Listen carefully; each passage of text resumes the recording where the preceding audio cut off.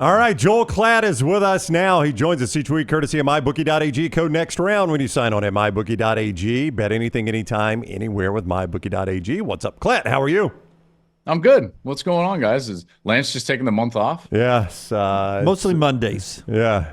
It's the Rams. The Rams win. Would you say he got a case of the Mondays? No, see, what people don't understand, Lance is sort of he's our PR guy, so he has to do a lot of events that I don't go to. Like, I don't ever go to events because I'm horrible with people. Not that I dislike people. Don't be so sure. You're a tremendous slouch. Not that I dislike people. I just am not good talking to people. So Lance is he's our PR guy. So he has a lot of commitments this time of year. A lot of commitments. Understandable. Yeah. Understandable. I thought he just bailed on Joel Klatt days. No, I don't think it has any tie into Klatt. He loves it. Oh, dang it. Yeah, that would have been a better story. Yeah. Don't let the truth get in the way of a good story. So it is back-to-back Klatt. Yeah, it is back-to-back Mondays. Yeah. It's not a trend until it's 3 times in a row. It's a coincidence if it's twice. That's right. Yeah. How you boys doing? Awesome. You doing all right? Yeah, doing great. I want to ask you about, it's only a report, and I trust Mike Griffith, his reporting, but he's hinting, or he's actually reported this, that it is his understanding that the NIL ask for Carson Beck to return to Georgia is $4 million. And I just wanted to get Joel Klatt's reaction to where we are in the NIL world of just keeping your quarterback at Georgia. Oh, man. I think that if I was a collective, I would be having these kids sign multiple-year contracts with non-competes and exclusivity, and that's the real world. That's what they would have to deal with in the future, rather than these like every-year deals. And you know what? In some ways, I would do with Carson Beck what I would hope to do with a coach who's holding me over the coals. When Jimbo Fisher comes in and it's like, well, LSU wants to hire me. I'd be like, go Tigers. Like, good luck, Carson. Don't play for us.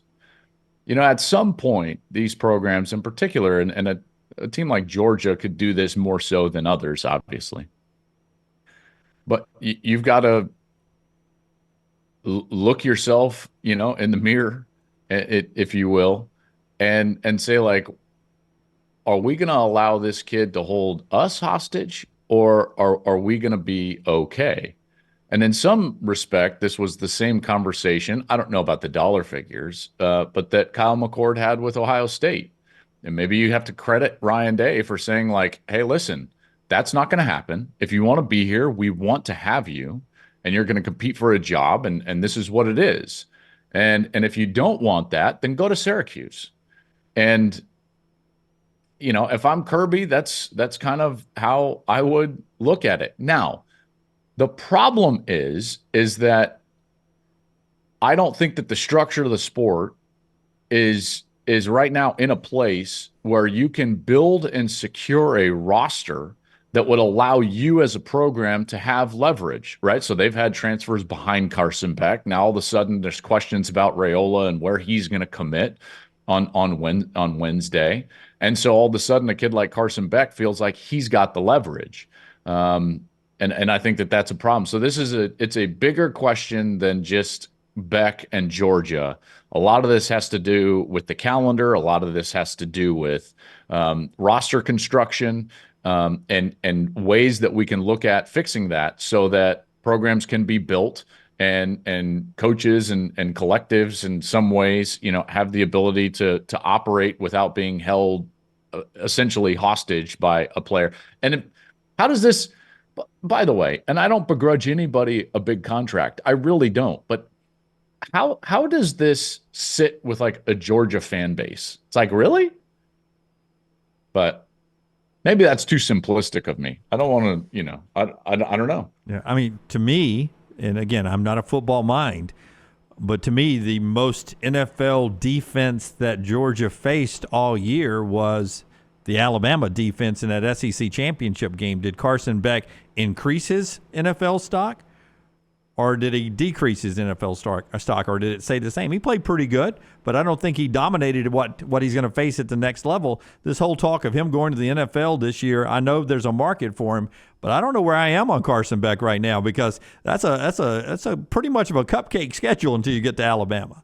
With this class of player in the NFL draft at that position, I would be shocked if he was selected before the 4th round. Right. Of the NFL draft, because of the class, because a lot of it has to do with the year. That's not a knock. I mean, Carson's a really good player, and but he should be in college, and he should stay there. And guess what? He should play for Georgia. I mean, that's the way that I feel. It's interesting. We were talking about this, and Klatt is with us, courtesy of MyBookie.ag, code next round. When you go to MyBookie.ag, bet anything, anytime, anywhere with MyBookie.ag, code next round. We were just talking about this because we're talking about Hugh Freeze made some comments about how he's sticking with what he's got at quarterback, whereas Lane Kiffin has been kind of the portal guy. Those were getting compared for another reason. But, I was making a point. There's just really, it's funny right now. There's no magic formula in doing this. Alabama is in the playoffs, Klatt, with a guy that they recruited and developed into a quarterback. Michigan is in the playoffs with a guy they recruited and developed. Texas is there with a guy that transferred in and they developed. Washington is there with a guy that transferred in that was somewhat developed, that they developed even more. I do at least like the fact that there are options here, right? That you don't look at this and just say there's only one model that even works anymore. No, I love it. And in a lot of ways, it's why we had so much parity in college football. Yeah. Because there isn't just one way, and the talent is not jammed into the same 6 schools every single year, and then those players have no recourse and can't move around. So we are in a period right now where the talent is moving around, and that dispersion of talent helps the overall sport, if you will, from a competitive standpoint. And it is a situation where you can do it multiple different ways. Now, having said that, we also see that at least I think going all in on the portal is risky. Can it work? Yes. But I think that the downside is a much lower downside than trying to build a roster through high school players and maintain a culture within a locker room. I think that that's pretty evident, right? I mean, we saw what happened at the end for Colorado. We saw what happened this year for USC. Like, there are downsides to the transfer portal when you go all in. Now, from a quarterback perspective, what I find fascinating is that the rarity now is the Jalen Milroe and the J.J. McCarthy. Yeah. Those are the anomalies, the players that stay, and the players that are at one place for a long time. And I think what you're going to start to see is that players like that can not only be at one place in one system, but maybe play for one coach, they will start to develop in a way that everyone realizes, like, actually, that's probably a little bit better for me, rather than going and changing systems and going around and playing with different players all the time. I think that quarterback is a reps position. You need a couple of years in the same system. You need a couple of years with similar players, the same coach, the same play caller, to really reach your maximum potential. And if you're just jumping around all the time, and I think it's hard to do. And in a lot of cases, think about it, we don't have like a first-year transfer quarterback in the college football playoff. Penix was with DeBoer all the way back at Indiana. Yeah. There was a lot of familiarity there, so in a lot of ways, he's in the 4th, 5th year of that system. Ewers was just 1 year at Ohio State, and then he comes back to Texas, and now he's got a couple of years under his belt. McCarthy, a couple of years under his belt. Milroe, yes, he's a first-year starter, but he's been there for a couple of years. So all of those things, I think, will become more evident as we move along. Joel Klatt on the JohnstonRVCenter.com hotline, presented by MyBookie.ag. Code next round when you get signed up there for that bonus match up to $1,000. How hard is it, and how often have you ever seen a team that effectively forced Jim Harbaugh to abandon the run? Have you seen it happen? Great question. Yeah, I mean, I was. It seems like it doesn't happen in the Big Ten almost ever. Yeah. Even the game. So they've lost now 3 games in basically the last 3 or 4 games. Georgia, they a couple of years ago, they just weren't in the same class as Georgia. We all know that, right? And that, what was it, an Orange Bowl? Yeah, I think that was an Orange Bowl. Yep. I did their loss earlier in that season to Michigan State, and to be honest, those were just like there was a couple of mistakes, a turnover, but they didn't have to like abandon the run game. And then you've got, TCU. Oh, a ton of offense in that game. I think TCU did enough early, but in a lot of ways, like they just kind of Michigan panicked inside the 10 and abandoned some of the things that they did. It just hasn't happened much. I mean, to be quite honest with you, it'll be interesting to see if Alabama is able to do that. Now, here's the thing. Without Zach Zinter, their All-American guard, I don't know how effective they're going to be at just running the football. With him, I would have made the argument that they could at least, in theory, do what Texas was able to do to Alabama, because I do think that they're really good up front. But it remains to be seen. Alabama's going to have a great chance in this game to force Michigan into a game that they're uncomfortable playing. And that would be a game where they're having to throw the football in order to move the ball. Against Georgia in that game you were talking about, 27 carries, 91 yards. They threw it 36 times. Of course, you're down, multiple scores. You're going to throw a lot more. But that's probably as close as you'll get to just making Harbaugh give up on it. But to his point, and remember, it's a totally different team because, like, Cade McNamara is a totally different player than what J.J. McCarthy is. Yeah. So they're a much more balanced and effective offense than they were a couple of years ago. But, and I don't think this Bama defense is that Georgia defense, right? Yeah. I mean, I don't think so. Agree no. with that. Yeah. And back to the TCU game last year, it did seem like they came out almost to do the old Alabama style of pass to set up the run early in that game. I remember, I don't have the numbers in front of me, but I remember watching a few plays in that game thinking, why are they throwing the football early in this game against TCU where they should just mow them down?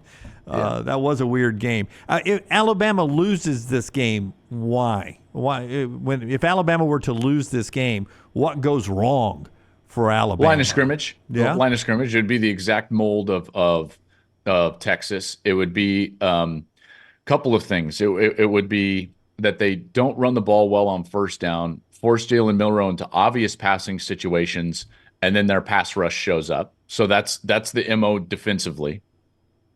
And then from an offensive perspective, it would be Michigan can control the game on first down and be in a pass when we want to situation. I think both teams need to win the game the same way, which is control the game on first down.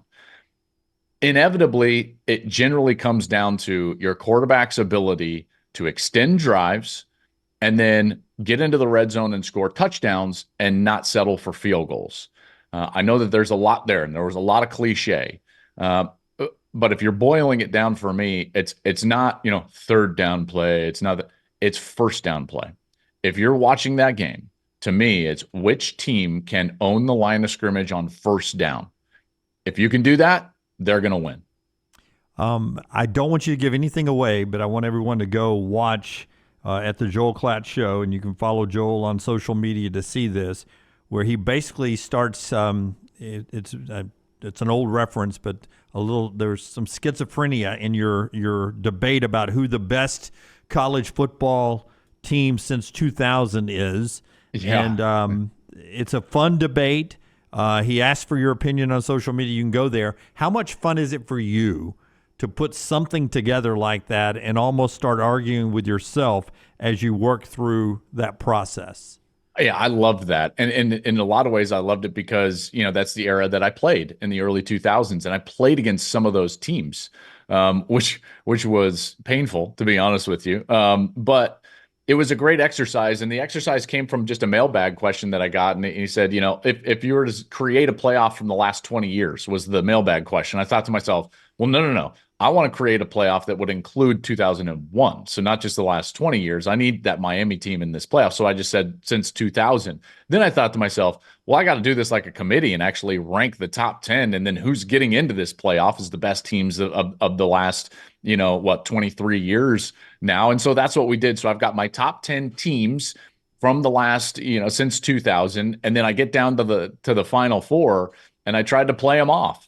And I get down to it, and yeah, go check it out. It's a fun exercise. I will tell you though that my Final Four and the seeding that they got, the number 1 seed was 0-1 Miami, right? The number 2 seed, I believe that I had the 2005 Texas team. My number 3 seed was 0-4 USC, not 0-5, but 0-4 USC. My 4 seed was 19 LSU. And that's how I played it. And then I played them down until I got a champion.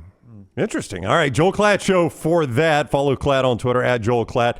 By the way, Bama fans were big mad. They were like, where's the Alabama team? And I'm like, well, I mean, can you argue with those 4? Oh. Could you guys argue with those 4? Like, is there a team that's glaringly left out of those 4? I just 2000. assumed Alabama had their own bracket of the Saban era, and the winner played the winner from your bracket. That's right. So I didn't know you were doing it that way. Yeah.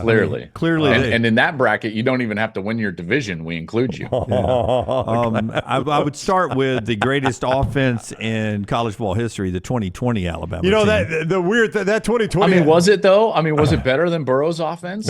Wasn't it though? Numbers. I mean, wasn't 19 Bama better than 20 Bama? No. Well, Really? 19. I mean, well, it's if hard you're to say looking that at because stats. it's hard to say that because Tua got hurt mid-November. Yeah. I mean, they played the back end of It that was a better schedule. defensive team 19. in 19 at Alabama. 20. It was a better all-around offense. 2020. You played an entire SEC schedule. I then- know. and And then how many Notre- times did they then play a Notre team that Dame- had somebody out with COVID? I know, and- but they and- did. I mean, too. like the And COVID year, and in a lot of ways, is just like just throw it out. Yeah. It's easy to do if you're not an Alabama guy. Are Then- you? I mean, like timeout. Yeah. You played 11 SEC games, Notre Dame and Ohio State. Your beloved Ohio State. Come on. You're beloved. Wow. Dunaway. I just want you to just make a selection of the following: Yes.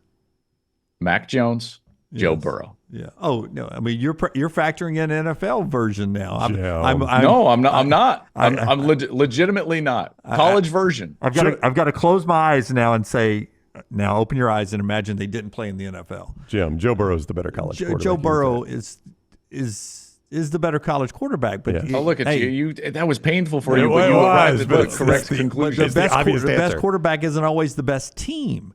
The best receivers. So you know, think 2020 Alabama should be in over 19 LSU? I'm just saying it's a good place to start a debate. Maybe 19 LSU's in, maybe 2020 Alabama's in, maybe it's 05 Texas that's not in. Vince Young, man, one-dimensional. One-dimensional. They had 2 Thorpe Award winners in the secondary. Oh my goodness. Yeah. Oh my. I mean, goodness. 2004, I can't even find their national championship on my computer. They got erased. Didn't they? USC. Didn't that 04 team get erased? I mean, Stop it. What are you, Charlie Baker's assistant? What are we doing here? Charlie Baker, for those that don't know, NCAA president. All right, Klatt. Hey, we will not talk to you next week because of Christmas, or maybe next week, but not next Monday because of Christmas. Hope you and your family have a great Christmas, buddy. Yeah. You too. I hope you guys all have a wonderful Christmas. And boy, after that, you guys will be out here. That's getting right. ready for Yeah. the game. Yeah. We'll be coming out there soon. Look forward to it. Man. We're coming to your city. I mean this in all sincerity. I hope it rains when you guys get here. Okay. Thank you, Klatt. It's very nice of you. I'm kidding. We'll see you, buddy. Have a great week. Oh, have a good one, Mac All right. Jones. What are we doing, Mac Jones? Joel Klatt with us on the JohnstonRVCenter.com hotline, presented by MyBookie.ag.